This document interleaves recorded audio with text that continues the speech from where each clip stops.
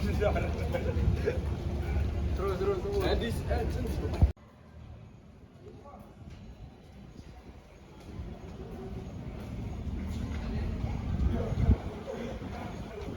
Assalamualaikum warahmatullahi wabarakatuh. Waalaikumsalam warahmatullahi wabarakatuh. Saya Karina SPK, salah satu dosen pengampu dalam mata kuliah hukum pajak. Jadi dalam semester genap ini saya mengampu 3 mata kuliah, yaitu hukum konstitusi 2 SKS, kemudian hukum pajak 3 SKS, dan etika profesi hukum yang kesemuanya sudah dilakukan pertemuan sampai pada posisi mendekati akhir pertemuan, yaitu di pertemuan ke-15. Dan izinkan saya, hari ini adalah pertemuan mata kuliah hukum pajak di pertemuan yang ke-15. Dalam pertemuan ke-15 ini adalah sebuah pertemuan yang sampai pada proses capaian pembelajaran yang diharapkan oleh dosen pengampu sebagai pengampu mata kuliah hukum pajak, agar mahasiswa bisa kemudian mahasiswa mampu memahami prinsip dasar pajak dalam sistem perpajakan nasional. Dan dalam capaian pembelajaran selanjutnya, harapan saya sebagai dosen pengampu, mahasiswa mampu menganalisa, menyelesaikan permasalahan hukum perpajakan yang nanti akan kita saksikan dalam telaah secara bersama di kelas, melakukan pembelajaran langsung bersama mahasiswa dalam kelas C dan kelas D, yang hari sebentar lagi akan kita lakukan diskusi tentang bagaimana menelaah putusan pengadilan terkait dengan perpajakan yang berhubungan dengan transfer bridging, yaitu putusan Pengadilan Negeri Jakarta Barat nomor 1145, yang nanti akan kita saksikan bagaimana bersama-sama mahasiswa kita akan melakukan telaah, menganalisis, membangun daya kritis mahasiswa dan merekam serapan pengetahuan yang sudah saya sampaikan, pembelajaran dari pertemuan pertama sampai pertemuan ke-15. Jadi dalam metode pembelajaran beragam yang saya gunakan, itu diharapkan adik-adik mahasiswa atau mahasiswa yang mengikuti mata kuliah khususnya terkait dengan hukum pajak, itu harapannya itu sampai pada merumuskan solusi hukum dalam kasus-kasus perpajakan berdasarkan hukum positif yang berlaku di Indonesia. Dan berikut saya jelaskan tentang deskripsi perkuliahan. Dalam perkuliahan mata kuliah hukum pajak ini, kita membahas soal dasar hukum jenis-jenis pajak,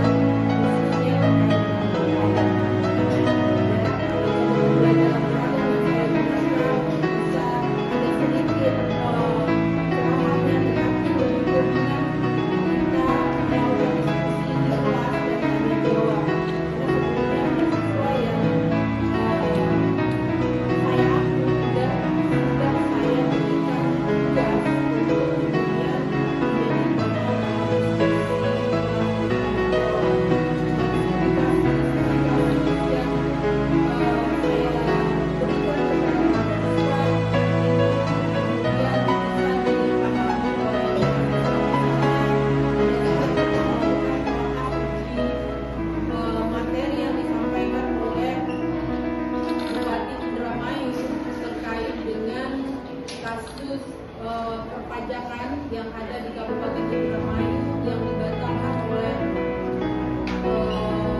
Menteri Keuangan, ya kan? Dan kemudian diajukan kepada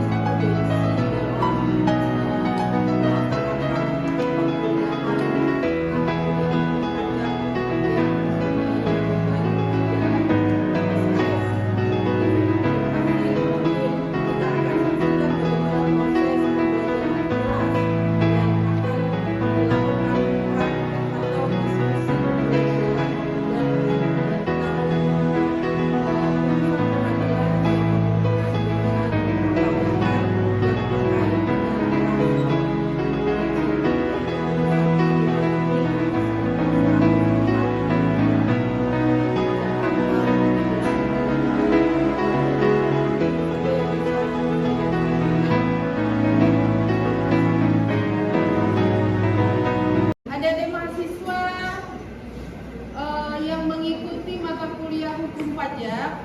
Hari ini kita akan melakukan diskusi interaktif tentang telaah putusan pengadilan negeri berkaitan dengan putusan yang berhubungan dengan perpajakan, yaitu tentang materi transfer preaching. Ini akan dipresentasikan oleh teman-temannya, perwakilan dari kelas B dan kelas C, yang akan dimoderatori oleh Julia, dan nanti akan dipresentasikan oleh beberapa teman-temannya, yaitu Rizky, kemudian Rahmat, Noval, Rafael, Karsi, Rizky Ramadan, dan siapa yang di tengah? Kamu? Ya. Jadi saya harap ini kita ikuti diskusi dengan baik ya, seaktif mungkin menggunakan daya kritis adik-adik mahasiswa semuanya. Jadi monggo dipersilakan Julia untuk memulai memandu acara diskusi kita pada pagi hari ini. Silakan.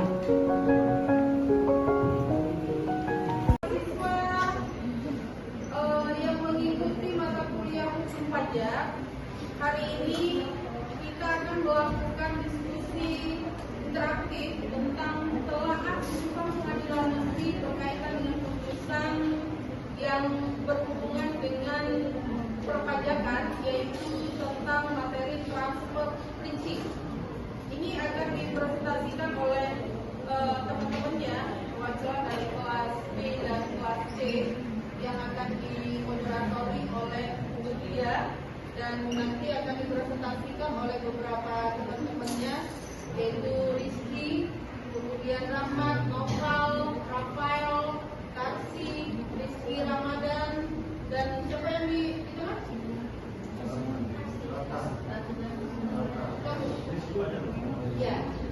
Ya. Jadi saya harap ini kita ikuti diskusi dengan baik ya, seaktif mungkin menggunakan daya kritis adik-adik mahasiswa semuanya. Jadi monggo dipersilakan Julia untuk memulai memandu acara diskusi kita pada pagi hari ini. Silakan. Uang akal atau uang kertas gitu.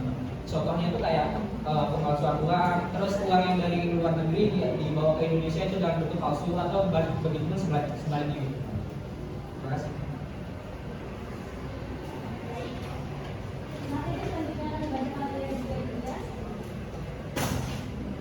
Sebelumnya terima kasih moderator. Saya akan menjelaskan menjelaskan tentang beberapa pelaku menggunakan modus. Yang dimana yang pertama, pelaku menggunakan transfer pricing, yaitu dimana perusahaan-perusahaan Asia Group di Indonesia itu menjual perusahaan-perusahaan dengan harga pasaran, lalu dijualkannya dengan perusahaan-perusahaan yang ada di Hong Kong. Untuk yang modus kedua, di mana para pelaku tersebut itu menggunakan money laundering, yang dimana menggunakan money laundering tersebut dengan biaya-biaya fiktif, yang dimana perusahaan di Indonesia membuat biaya-biaya fiktif guna mengalirkan dananya melalui rekening pribadi milik Harel dan Edi dan Joko. Dan modus yang ketiga adalah tidak jauh dari modus yang kedua, yang dimana setelah uang dari perusahaan-perusahaan itu ditransfer ke rekening Harel dan Edo, kemudian dana tersebut dimasukkan ke dalam manajer investasi.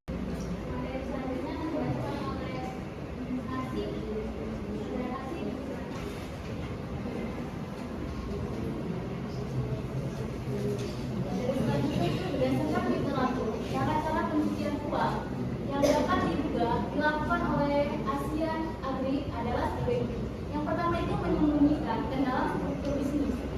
Dalam hal ini, para pencuci uang berupaya untuk menyembunyikan hasil-hasil kejahatan mereka ke dalam kegiatan normal dari bisnis atau ke dalam perusahaan yang telah ada dikendalikan organisasi kejahatan bersangkutan. Yang kedua itu ada penyalahgunaan bisnis yang sah. Cara yang digunakan pencucian uang dalam tipe ini itu selalu rugi dan tidak perlu membayar pajak kebalikan. Kemudian pertanyaan saya itu, kenapa perusahaan ini melakukan hedging fiktif dan apa tujuannya? Kemudian itu contohnya itu ada nggak contoh perusahaan yang melakukan hedging ini dan apa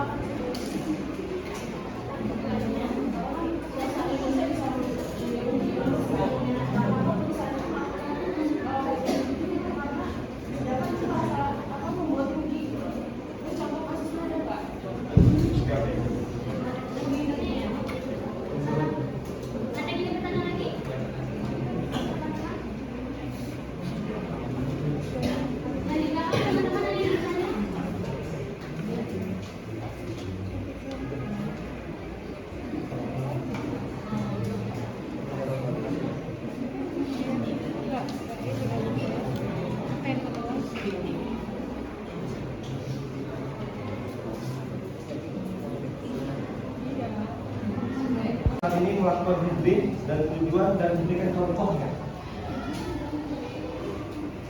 Melakukan hedging perusahaan itu supaya si perusahaan ini tidak kena pajak. Itu garis merahnya itu, tidak mau kena pajak. Oke? Itu. Dan contohnya ini. Ini kasusnya. Oke?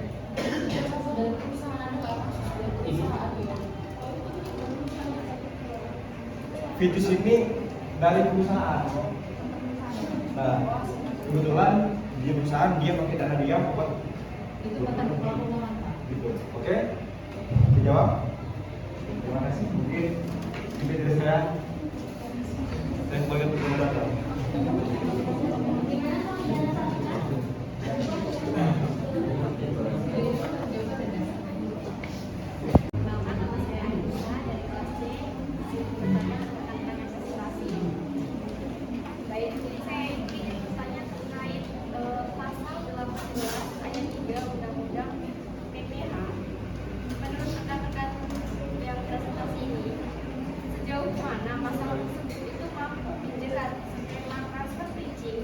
yang sifatnya agresif. Belum jelas.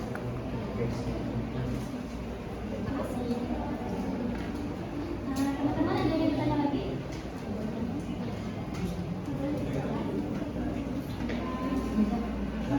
Sejauh mana?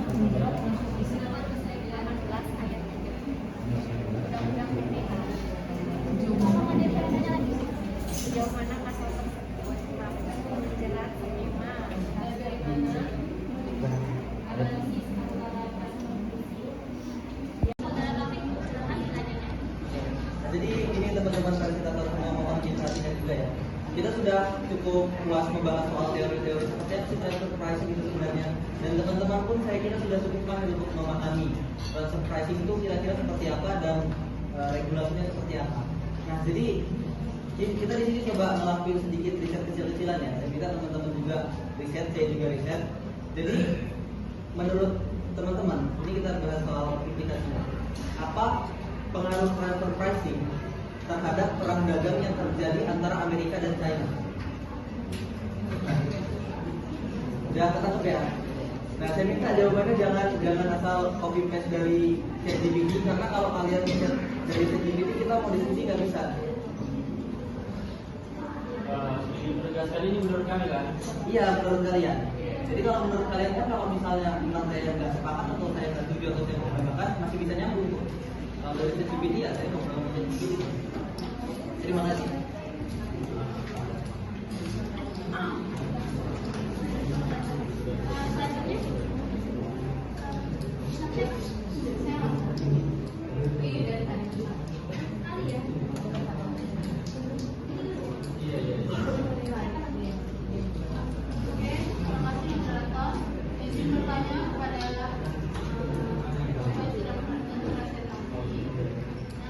Benar kata rekan saya yang di belakang bahwa kasus tentang transfer pricing ini banyak dan satu. Nah, saya mintanya kan tentang pembuktian uang.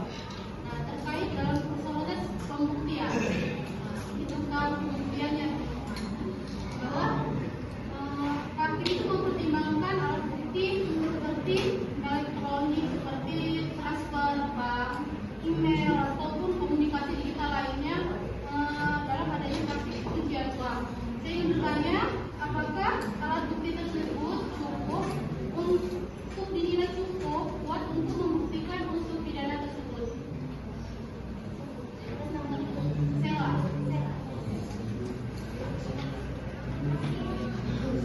Transfer pricing itu dapat dikategorikan sebagai tindak pidana perpajakan jika dilakukan dengan tujuan menghindari pajak secara ilegal. Contohnya bisa kita lihat dari PPT yang kita bahas. Itu contoh kasusnya. Jadi kita nggak usah keluaran jauh-jauh. Nah, tapi ini sering melibatkan manipulasi pada transaksi antara perusahaan yang memiliki hubungan istimewa untuk mengurangi beban pajak. Jadi transfer pricing tersebut itu dikategorikan dia sebagai tindak pidana apabila transfer pricing tersebut itu dia melakukan tindak manipulasi terhadap transfer tersebut. Begitu saudara. Atau ada tambahan? Terima kasih.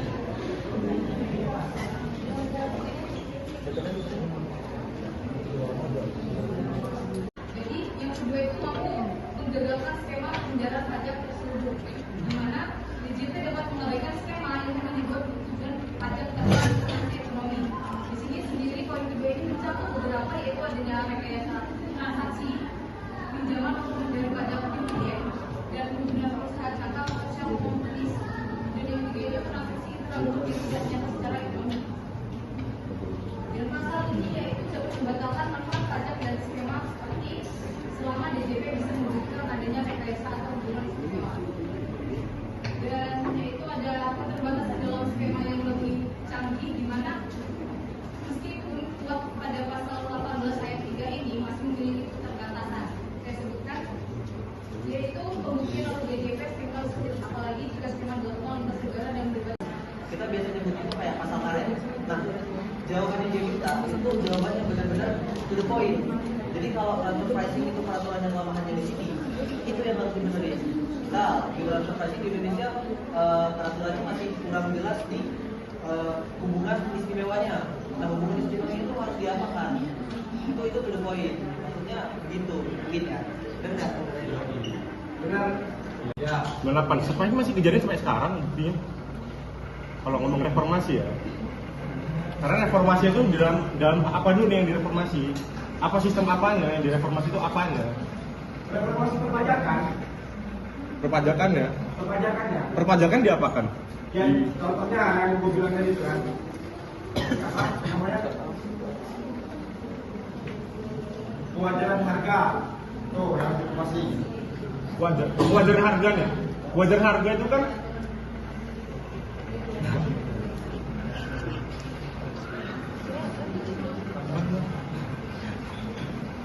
Enggak ya, dia enggak ya.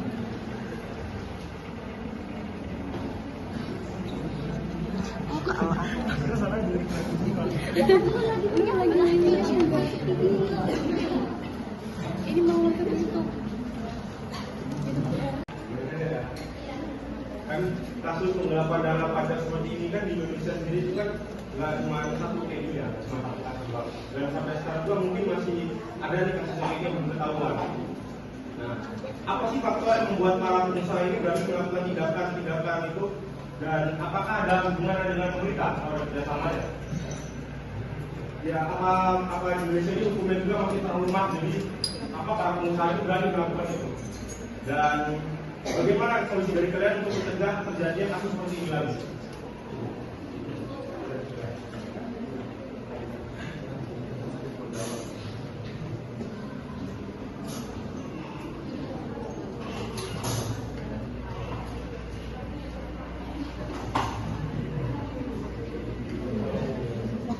Yang bisa disebut sebagai arm's length principle. Jadi analisisnya itu adalah yang pertama itu mereka melakukan identifikasi transaksi, yang kedua itu analisis posisional, yang ketiga itu penentuan metode transaksinya, yang keempat itu pencarian data, yang kelima itu penentuan tentang pelajaran pajak, dan yang enam dokumentasi transfer pitching yang dan tentunya anak perusahaan di Indonesia wajib melakukan analisis transfer pitching dengan prinsip arm's length tadi.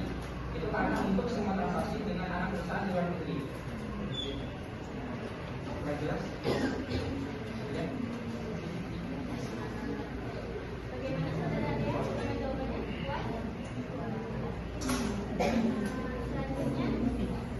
Bagaimana jawabannya? Puas? Selanjutnya, ini kita akan membuka sesi tanya jawab lagi. Kita teman-teman yang bertanya silakan. Transfer pricing itu bukan korupsi. Ya, ini kan Iya. Jadi saran dari saudara Ilham itu nggak relevan. Yang kedua, saran dari saudara Noval tadi bahwa pejabat-pejabatnya nggak benar harus dicabut dan bla bla bla. Itu bukan reformasi, tapi reshuffle. Jadi kalau reformasi yang diubah itu peraturannya saudara, bukan pejabatnya. Mau pejabatnya diganti 1000 kali, kalau peraturannya masih sama, ya produknya bakal tetap sama. ya. Jadi ini meluruskan aja ya. Jadi dari presentator bisa tolong lebih fokus ke regulasinya, dan dari audiens juga bisa lebih fokus ke transfer pricing-nya. Biar kita nggak keluar tiba-tiba bahas korupsi kan luas banget. Ya. Kita nggak di mata kuliah tindak pidana khusus nih. Maksudnya begitu. Oke, terima kasih Rektor Saudara Taufik yang sudah menambahkan diskusi. Oke, reformasi yang dibuka jadi kita pertama itu menambahkan pasal khusus tentang GAR, yaitu otoritas pajak dalam menolak skema pajak yang walau legal secara formal tetapi tidak punya substansi ekonomi. Setelah itu penjelasan lebih rinci tentang jenis hubungan istimewa, skema yang dapat ditolak, dan mekanisme penyesuaian harga transfer. Penambahan pasal khusus terkenal. Begitu saudara Imam. Itu adalah informasi yang benar. Oke. Saya begini supaya kalian tidak terboring. Tidak bakal boring, nggak bakal boring. Mereka bakal boring. Nggak ada yang main HP kan, nggak ada yang ngobrol. Tadi main HP ngobrol. Ya kan?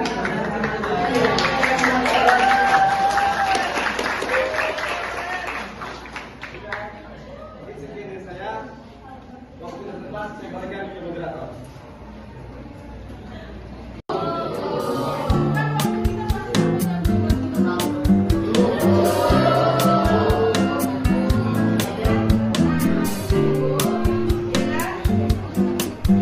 Saran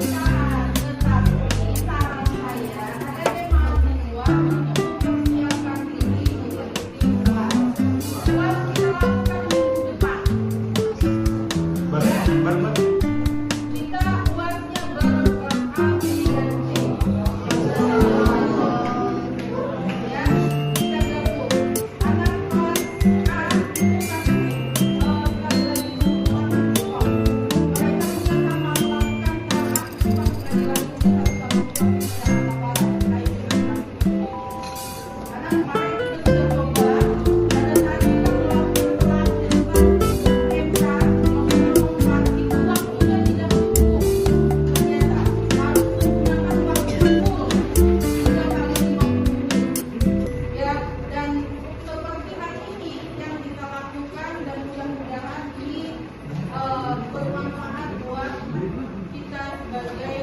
mahasiswa ya, tentunya ini bisa meningkatkan kapasitas sebagai seorang pengajar dalam mengatur materi pajak. Ada lagi? Ada yang masih mau nanya? Teman-teman yang ada di rumah boleh nanya nggak Bapak? Cukup? Cukup ya?